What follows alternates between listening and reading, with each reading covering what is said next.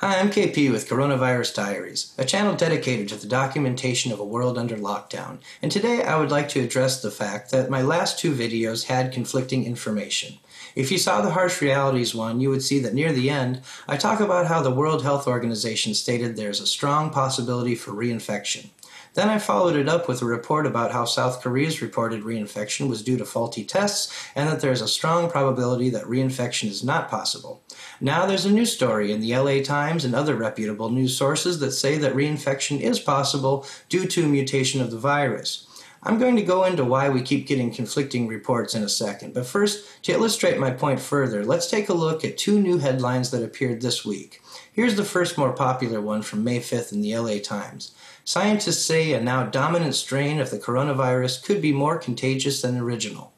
Interestingly enough, they changed it. It originally said a mutant coronavirus has emerged, even more contagious than the original, study says. Emerged, they said. Yeah, back in February. This dominant strain is the one found all over Europe and in the US, so it's been around for a while. We've only been testing this for a few months, so it's not like it mutated last week, but they sure make it sound like it's brand new. And yeah, you could technically get reinfected if you had the one that was spreading in China before this mutation occurred, and then got this strain, or vice versa. But since this is the dominant strain now appearing all over the world and the other one is dying off, that is highly unlikely.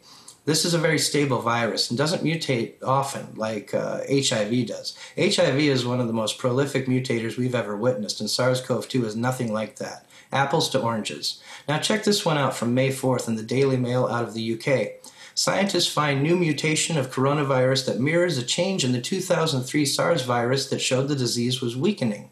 So which of these is true? The answer is both, or possibly neither. That's how science works, folks. The problem is that we have this 24-hour news cycle with lots of clickbait headlines from various competing media organizations vying for clicks, ratings, and the almighty dollar, coupled with a section of the population that believes that whenever scientists disagree about something, that it's fake news. No, this is how science works, through experimentation, trial, error, and peer review. It's not fake news, it's a hypothesis and the science is emerging. So we look at the evidence, and yes, there are going to be differing and even opposing concepts until we come to a theory that most, if not all, scientists agree on.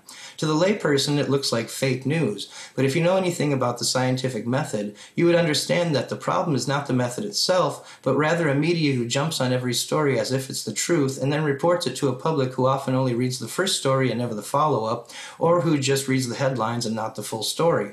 The study of COVID-19 is in its infancy. The story in the LA Times is from a single study done in Los Alamos and was published in a 33-page report to bioRxiv. I'm not sure exactly how you pronounce that, but it's a website that researchers use to share their work before it's peer-reviewed. That's before it's peer-reviewed. Check this out from their site. bioRxiv is receiving many new papers on coronavirus SARS-CoV-2. A reminder, these are preliminary reports that have not been peer-reviewed. They should not be regarded as conclusive, guide clinical practice or health-related behavior, or reported in news media as established information. So I'm not ripping on their site at all. Getting basic data disseminated quickly to other scientists for study is important. However, as they themselves state, these should not be used for headline news stories for the general public that will not or cannot evaluate the validity of the study themselves.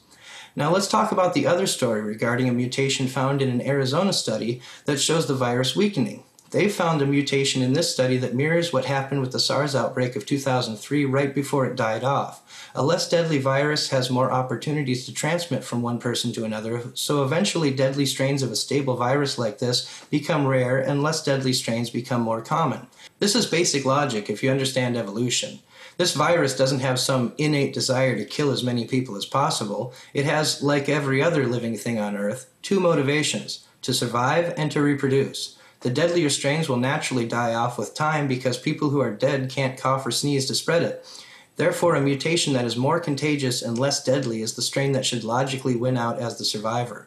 In my next video, I'm going to go into deeper detail as to people's disbelief in science and how that statement really doesn't make any sense at all, because science is not a belief system based on faith.